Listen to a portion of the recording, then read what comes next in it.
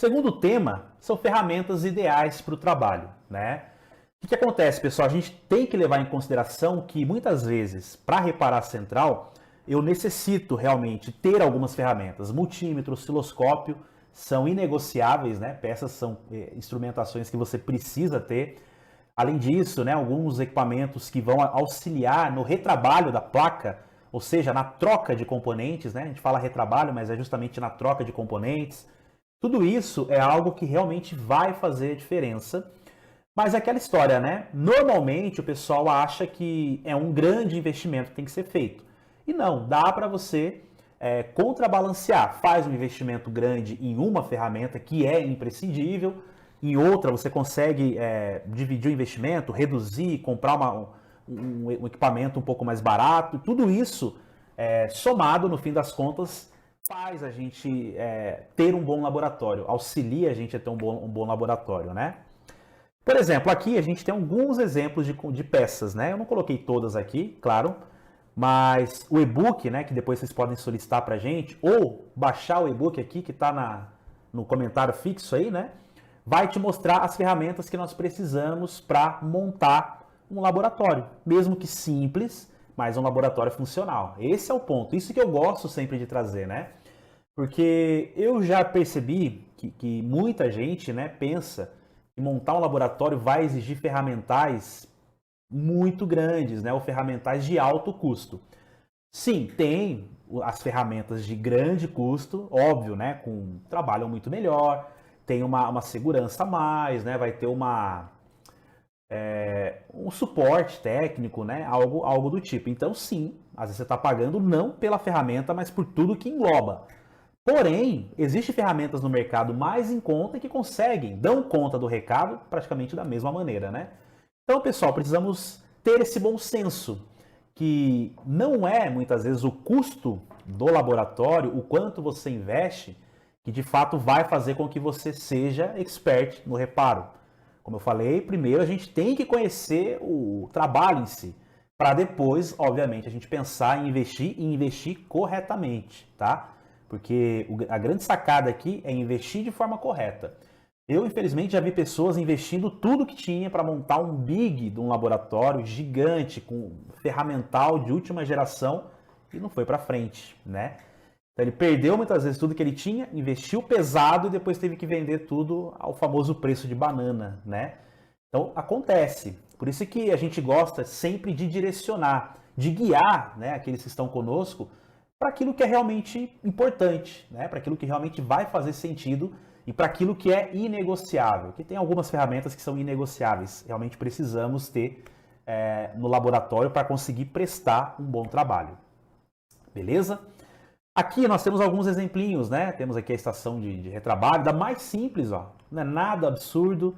Temos aqui um osciloscópio. Claro, um osciloscópio como esse já é um investimento maior, mas existe os osciloscópios de bancada, né, de bancada não, perdão, que vão conectado ao computador, né?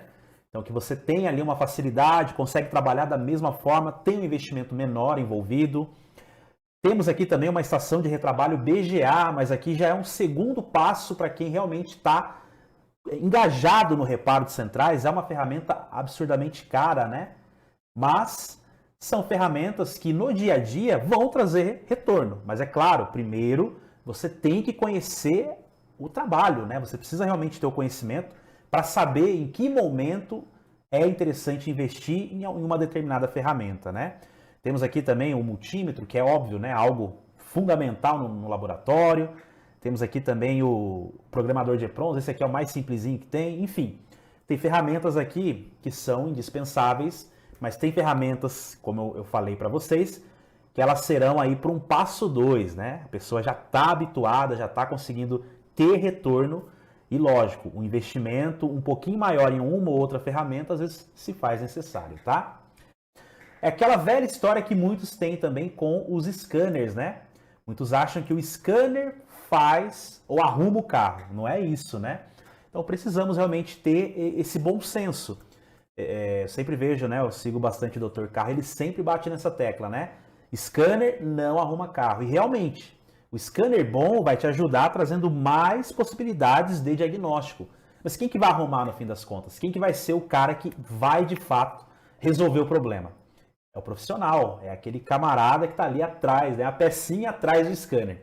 A mesma coisa aqui, pessoal. A pecinha atrás do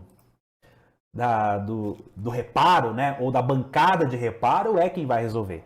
Então, sim, é legal investir, ter ferramental, ter uma câmera, por exemplo, infravermelho, isso é muito bacana, ajuda no diagnóstico, mas tem soluções um pouco mais baratas, que no primeiro momento não é tão necessário o investimento, né? Não é tão necessário gastar, por exemplo, R$ 4.000 numa boa câmera térmica, sendo que você ainda não conhece, não deu os primeiros passos, o conceito que é a base do reparo você ainda não adquiriu, né? Então, de fato, temos que pensar muito nesse aspecto em especial. Primeiro, buscar o conhecimento, né? Como o Roberto comentou aí, tá? Vamos agora avançar um pouco aqui, tá? Bom, a gente estava falando então de ferramental. Além das ferramentas básicas, né, que são ferramentas que vão nos ajudar no diagnóstico, na manutenção, a gente tem que pensar também em ferramentas de testes da central. Isso pode ser testes de simuladores, fontes, coisas que vão te ajudar. Por exemplo, uma ferramenta como essa aqui, ó, deixa eu voltar lá pro... Uma ferramenta como essa já te ajuda no reparo. Para quem não conhece, essa aqui é uma ferramenta que o Genilson, né, da X Módulos, ele criou com o objetivo de ser um alimentador de central. Então, uma peça como essa, um equipamento como esse mais em conta, já é o suficiente muitas vezes para você fazer diagnóstico. Por quê? Você consegue ligar um módulo aqui, consegue acessar com o scanner e você consegue dar comandos com o scanner, para que, desde que o seu scanner seja bom, é claro, né, tem ali essa função, mas você consegue ir dando comandos com o scanner para que você possa avaliar alguns atuadores. E no caso de alguns sensores, você pode usar potenciômetros simples, né? 2 ou 3 fios conectados a uma linha de um sinal já vai te ajudar a efetivamente ter um diagnóstico.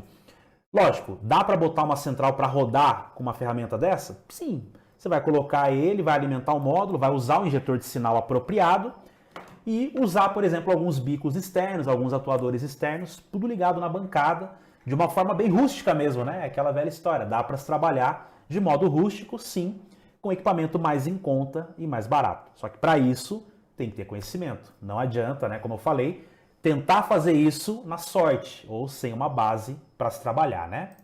Então, por isso é importante você ter uma ferramenta que vai te auxiliar a, primeiro, energizar a central, né? Energizando ela, você, desde claro que ela não tenha curto inicial, né?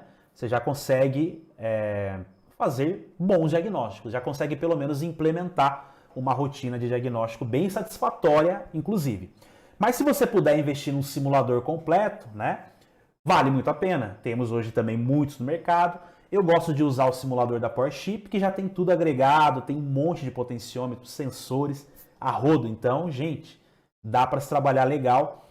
E se, além disso tudo, você não conseguir investir inicialmente numa ferramenta de testes, por mais em conta ou barata que ela seja, você pode produzir a sua. Nós temos também um e-book onde eu ensino a montar um alimentador de central muito simples, com fio mesmo, mas que já é uma mão na roda, porque você alimentando a central numa fonte, claro, né, você já consegue ver tensão de trabalho, tensão de saída, já consegue verificar a corrente elétrica que circula, já consegue verificar se tem ou não um curto.